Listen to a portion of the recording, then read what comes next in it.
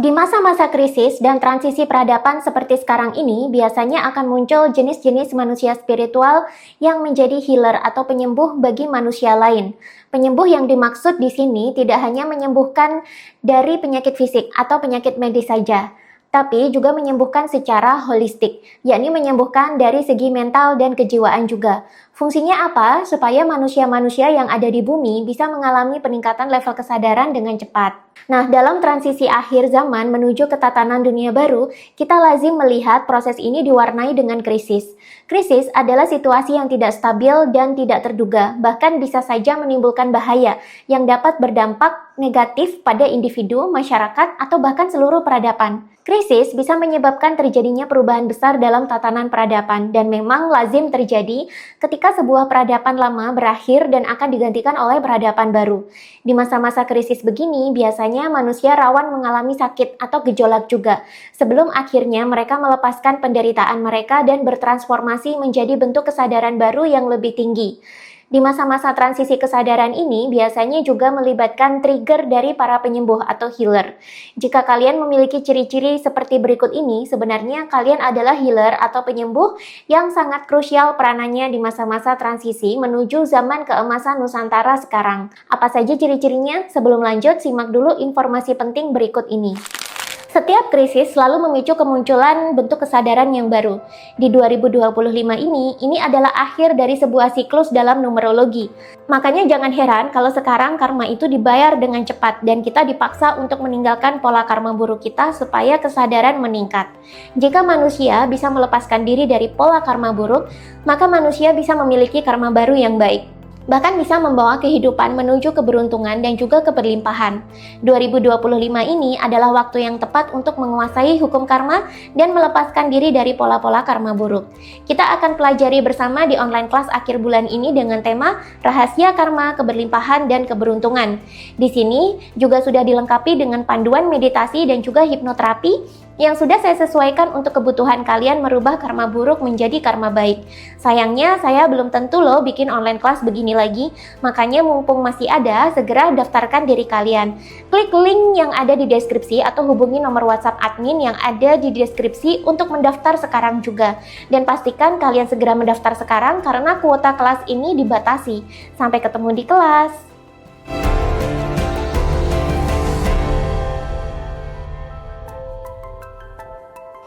Healer atau penyembuh tidak terbatas pada profesi penyembuh medis, seperti contohnya dokter, perawat, atau psikolog. Ini adalah profesi-profesi penyembuh mainstream yang berdasarkan pada pengetahuan medis yang rasional, tapi belum tentu mencakup pengetahuan holistik yang bisa menyembuhkan secara total.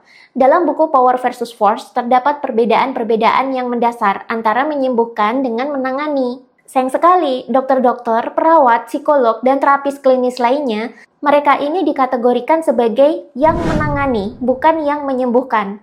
Mereka tidak bisa disebut penyembuh atau healer sejati, sebab tindakan mereka lebih condong kepada mengatasi gejala daripada menyembuhkan. Seseorang baru bisa dikatakan sebagai penyembuh atau healer sejati, itu adalah ketika mereka berhasil menyembuhkan sakit manusia sampai ke akar-akarnya, di mana ini melibatkan penyembuhan juga di ranah pikiran, jiwa, dan juga karakter atau tindakan. Seorang dokter dikatakan hanya menangani ketika dia meresepkan obat penurun tensi kepada pasien yang mengeluh tekanan darah tinggi. Di sini, pasien hanya diberi obat untuk meredakan gejala-gejala tekanan darah tinggi, tanpa diberitahu bagaimana menyembuhkan tekanan darah tinggi ini hingga tuntas. Dokter baru bisa dikatakan sebagai penyembuh jika dia tidak hanya meresepkan obat penurun tensi, tapi dia juga menganalisa penyebab hipertensi pada pasien dan menyarankan aktivitas-aktivitas baru untuk menyembuhkan penyebab hipertensi tersebut. Misalnya dengan mengurangi makanan-makanan yang men-trigger tekanan darah tinggi, atau berhenti stres atau marah-marah dengan mengadopsi gaya hidup baru yang lebih damai. Di zaman sekarang, untuk meningkatkan level kesadaran umat manusia, dan khususnya untuk mewujudkan zaman keemasan Nusantara, akan sangat kurang kalau penyembuhan hanya didasarkan pada menangani gejalanya saja. Sebab banyak sekali sakit manusia Nusantara itu terjadi karena berakar dari pikiran, jiwa, dan tindakan yang tidak tersembuhkan. Nah, peranan healer atau penyembuh sejati adalah menemukan akar penyebab sakit ini secara holistik dan membantu manusia-manusia lain untuk menyembuhkannya. Mereka bisa saja bukan berprofesi sebagai dokter atau tenaga medis. Mereka bisa saja sekarang ini berprofesi sebagai herbalis, hipnoterapis, naturalis, guru yoga, konselor, coach, atau bahkan guru spiritual. Bahkan kadang mereka bukan siapa-siapa, hanya orang biasa yang ada di sekitar kita. Tapi karena kesadaran dan energi mereka sudah tinggi levelnya, mereka bisa saja men-trigger trauma-trauma dan luka kita, sehingga membuat kita mau tidak mau melepaskan dan menyembuhkan. Bisa jadi, penyembuh atau healer ini juga adalah konten kreator atau influencer yang konten-kontennya selama ini men-trigger kalian sampai bikin kalian marah-marah dan benci setengah mati. Tapi setelah kebencian dan kemarahan besar itu, tanpa sadar terjadi pelepasan dan transendensi besar-besaran yang akhirnya membuat kesadaran kalian terbuka dan membuat kalian lebih dekat pada pencerahan. Dan siapa saja sebenarnya bisa menjadi healer atau penyembuh, karena semua orang normal punya potensi untuk menjadi penyembuh, cuma tidak semua orang mau. Berikut ini adalah setidaknya 15 ciri-ciri orang yang telah menjadi healer atau penyembuh. Mungkin ada di antara kalian yang tidak sadar kalau selama ini telah menjadi seorang healer. Jika kalian memenuhi mayoritas atau semua ciri-ciri berikut ini, maka selamat ya, kalian terpilih oleh semesta untuk ikut menyembuhkan masyarakat dan membawa perubahan kesadaran bagi peradaban Nusantara. Apa saja sih ciri-ciri dari seorang penyembuh atau healer sejati? 1. Pernah mengalami dark night of the soul dan berhasil sembuh. Seorang penyembuh sejati biasanya dulu pernah mengalami penderitaan yang teramat dalam, di mana dulu mereka pernah jatuh ke titik terendah dalam hidup, tertimpa masalah bertubi-tubi, bahkan mengalami kehilangan atau keterpisahan dengan orang-orang yang disayangi. Saking menderitanya, bahkan mereka dulu sampai mengalami depresi. Bahkan ada yang berpikir untuk mengakhiri hidupnya saja karena saking sakitnya menahan penderitaan tersebut. Ini adalah momen-momen dark night of the soul atau malam gelap jiwa yang akan mentransendensikan calon healer ke level kesadaran yang jauh lebih tinggi. Dr. David Hawkins menyatakan dalam bukunya Power versus Force, orang yang dulunya depresi dan menderita, mereka bisa saja mengalami lompatan kesadaran langsung ke level kesadaran 600, yang mana ini setara dengan level orang-orang tercerahkan. Itulah kenapa setelah itu penyembuhan terjadi dengan sangat cepat dan ajaib, bahkan kemampuan-kemampuan supernatural pun pada aktif sendiri. 2. Mengalami kebangkitan spiritual dan sudah mulai menemukan jati diri. Seorang penyembuh sejati juga biasanya mengalami kebangkitan spiritual. Ini tidak hanya sebatas ketertarikan atau FOMO tentang spiritualitas, tapi mereka mengalami kebangkitan sendiri secara alami. Ciri-cirinya adalah mereka pernah muncul pertanyaan sendiri dalam batin tentang siapa diri mereka sebenarnya, tujuan hidup mereka sebenarnya untuk apa, dan buat apa sih Tuhan menciptakan diri mereka ke dunia. Setelah mengalami kebangkitan spiritual, mereka biasanya akan terdorong untuk mencari jawaban-jawaban atas pertanyaan tersebut. Ini sebenarnya adalah perjalanan untuk mencari jati diri. Ketika calon healer sudah mulai menemukan jati diri mereka, maka kemampuan penyembuhan mereka juga muncul secara alami. 3. Punya level kesadaran tinggi, bahkan tercerahkan. Pada dasarnya, manusia yang sudah ada pada level kesadaran 600 ke atas berpotensi memiliki kemampuan penyembuhan. Mereka punya kemampuan menganalisa dengan cepat apa yang menjadi akar masalah orang lain. Selain itu, mereka juga punya intuisi yang tajam, bagaimana penyembuhan seharusnya dilakukan, sehingga orang yang datang ke mereka benar-benar mengalami penyembuhan secara holistik, sehingga setelah sembuh nanti manusia bisa mengalami peningkatan level kesadaran sendiri. 4. Punya empati yang tinggi. Seorang healer juga memiliki empati yang tinggi. Ini ditandai dengan kemampuan alami mereka untuk merasakan energi orang lain. Mereka sangat sensitif, tapi bukan baperan atau emosional. Mereka sangat mudah mendeteksi perubahan energi atau mood orang lain, sehingga tanpa komunikasi mendalam pun mereka sudah tahu apa yang sedang dirasakan atau dipikirkan oleh orang lain. Mereka bisa tahu karena sangat peka sama energi orang yang dihadapi. Kadang kepekaan ini juga bisa membuat mereka kelelahan atau kewalahan. Tapi seiring berjalannya waktu, biasanya para healer akan belajar untuk mengelolanya, sehingga kepekaan ini tidak merugikan mereka. 5.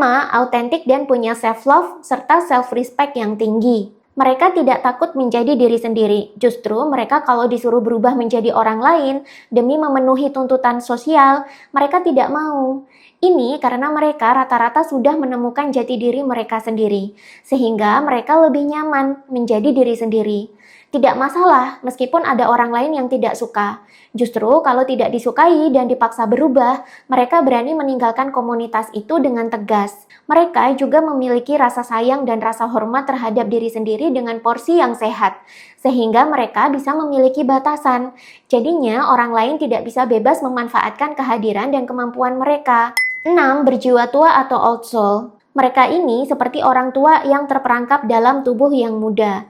Mereka bisa saja masih berumur puluhan tahun, tapi pola pikir dan kebijaksanaannya seolah-olah menandakan mereka sudah ratusan tahun hidup di dunia dan sudah kenyang makan asam garam kehidupan. Ini bisa jadi karena peningkatan level kesadaran mereka yang cepat atau buah dari kebijaksanaan leluhur mereka yang terbuka kembali dalam kehidupan sekarang. 7. Paham tentang hukum energi, kesadaran, dan vibrasi. Ngomongin tentang penyembuhan holistik, maka biasanya tidak lepas juga dengan pembahasan tentang energi dan vibrasi. Seorang healer sejati punya pemahaman mendalam soal ini. Mereka sadar kalau diri mereka adalah energi. Kemampuan mereka adalah energi, kesadaran mereka juga energi, dan emosi mereka pun adalah energi. Seorang healer juga paham kalau setiap orang punya vibrasinya sendiri-sendiri. Makanya mereka juga cenderung menjaga vibrasi dan energi mereka. Seorang healer tidak mau energi mereka bocor sembarangan atau diberikan secara cuma-cuma kepada orang yang tidak layak menerimanya. Mereka paham kalau energi mereka tidak bisa tinggi selamanya dan paham ada yang namanya hukum transmutasi energi. Mereka paham energi yang sudah mereka berikan harus mendapatkan pasokan energi baru. Itulah kenapa mereka akhirnya sangat bijaksana dalam menggunakan energi mereka. Mereka menjaga pergaulan, karena mereka juga harus mengalokasikan energi dengan baik. Jangan sampai disia-siakan untuk dimakan oleh vampir energi atau orang-orang toksik yang cuma mau menyerap energi positif mereka saja, tapi tidak mau memberikan timbal balik. 8. Punya self-control yang baik. Seorang healer sejati memiliki kontrol diri yang baik. Mereka tidak melulu disetir oleh ego dan emosi. Mereka adalah orang-orang yang sudah menguasai ego dan nafsu dalam diri. Sehingga sekarang, ego, pikiran, nafsu, dan emosi mereka justru tunduk pada kendali sang healer. Karena kontrol diri mereka baik, mereka juga biasanya tidak mudah dikendalikan oleh orang lain. Mereka lebih suka bertindak kalem daripada harus terburu-buru untuk menanggapi sesuatu. 9. Bisa menyembuhkan, bukan sekedar menangani. Seorang healer sejati suka mencari penyebab sakit seseorang hingga ke akar masalahnya. Inilah kenapa jika ada orang yang meminta saran kepada mereka, seorang healer bisa menganalisa penyebab keluhan hingga ke akar-akarnya, bahkan hingga ke pola-pola penyebab sakit yang ada dalam pikiran bawah sadar orang lain sekalipun. Mereka biasanya justru kurang suka kalau mengobati orang itu hanya sebatas meredakan gejalanya saja. Mereka tidak sama seperti orang-orang komersil yang menjual penyembuhan dengan tujuan menciptakan ketergantungan pasien kepada si penyembuhnya. Kalau sakit seseorang bisa sembuh hanya dengan 1 atau 2 kali pertemuan saja, mereka lebih suka. Mereka merasa tidak perlu untuk membuat pasien datang kembali, apalagi sampai bergantung sepanjang waktu kepada mereka. Justru mereka itu orang-orang yang tidak suka dijadikan tempat bergantung. 10. Vibrasinya menyembuhkan, kadang juga men-trigger orang lain. Seorang healer memiliki vibrasi yang menenangkan dan menyembuhkan. Ini terpancar dari ekspresi mereka yang tenang dan wajahnya teduh. Mereka juga orang yang ajak dengan dirinya sendiri, sehingga memunculkan rasa aman. Dan ini menular kepada orang-orang di sekitarnya. Banyak orang yang memberikan testimoni ketika mereka berdekatan dengan seorang healer, mereka merasa tersembuhkan atau merasa lebih baik, minimal merasa termotivasi. Tapi kadang, seorang healer juga tegas. Ketegasan mereka dan kesetiaan mereka kepada kesejatian hidup kadang tidak bisa diterima oleh orang-orang yang masih sakit atau masih terbelenggu pada level kesadaran yang rendah. Seringkali pola pikir seorang healer, ucapan healer, atau tindakan healer justru men-trigger kemarahan orang-orang yang masih memiliki banyak trauma atau pola hidup yang buruk. Mereka juga kadang-kadang dibenci gila-gilaan oleh orang yang tidak suka status quo-nya diganggu. Tapi dari kemarahan dan kebencian luar biasa ini malah bisa memicu transendensi orang lain sampai akhirnya sembuh total dan mengalami peningkatan kesadaran. 11. Punya ketertarikan dengan dunia penyembuhan atau pemberdayaan diri. Mereka biasanya tertarik untuk mempelajari pengembangan diri. Awal mula bisa saja mereka tertarik dengan topik-topik spiritual. Lama-lama mereka mulai mencoba mempelajari berbagai macam ilmu penyembuhan, seperti contohnya yoga, ayurveda, hipnoterapi, reiki, atau jenis-jenis penyembuhan lain. Mereka juga tertarik mendalami beragam ilmu yang bertujuan untuk meningkatkan pemberdayaan diri manusia, sebab secara alami kesadaran mereka mengarahkan mereka untuk ikut mengangkat level kesadaran orang lain juga. 12. Paham tentang cinta tanpa syarat atau hukum welas asih. Penyembuhan akan lebih mudah terjadi jika si penyembuh sudah memiliki level kesadaran yang tinggi. Biasanya, bakat menyembuhkan secara alami muncul ketika mereka sudah berada di level kesadaran 600 ke atas, di mana ini adalah levelnya orang-orang yang sudah mengalami welas asih atau cinta tanpa syarat, yang merupakan bentuk cinta Tuhan dan cinta dari alam semesta yang murni. Cinta tanpa syarat bukan berarti mereka tidak punya batasan loh ya. Justru karena mereka paham cara kerja cinta tanpa syarat, mereka juga menyesuaikan kondisi mereka agar bisa beresonansi dengan energi welas asih ini. Sehingga energi mereka bisa digunakan untuk membantu orang lain. 13. Menyembuhkan secara multidimensi. Mereka tidak hanya menyembuhkan secara medis atau fisik saja, tapi mereka juga menyembuhkan secara mental dan emosional. Ini adalah dimensi kesadaran yang berbeda dalam diri manusia. Bahkan seorang healer juga bisa menyembuhkan secara kosmik. Contohnya, ada pada penyembuh-penyembuh tradisional, pelaku reiki, atau hipnoterapis metafisika yang sering menggunakan energi semesta untuk menyembuhkan orang lain. Mereka biasanya punya kemampuan untuk mengakses energi semesta yang murni dan sangat powerful dan mengalirkannya ke tubuh si pasien untuk membantu penyembuhan secara cepat. 14. Bukan spiritual bypassing atau toxic positivity. Seorang healer sejati paham bahwa penyembuhan adalah proses. Di dalamnya juga melibatkan proses manusia untuk menerima dan menghadapi sisi gelap dalam diri mereka. Seorang healer akan menghargai proses spiritual dan proses penyembuhan orang lain. Mereka tidak suka dengan yang namanya toxic positivity dan juga spiritual bypassing. Karena paham, ini cuma bakalan memanipulasi penyembuhan belaka. Spiritual bypassing bukan penyembuhan yang sesungguhnya. Toxic positivity juga tidak akan membuat manusia mengalami peningkatan level kesadaran. Keduanya hanya akan memanipulasi kesadaran manusia dengan cara merepresi atau melewatkan sisi gelap dalam diri supaya tidak perlu dihadapi. Tapi sebenarnya sisi gelap itu tetap ada di sana dan suatu saat bisa meledak untuk minta dikeluarkan.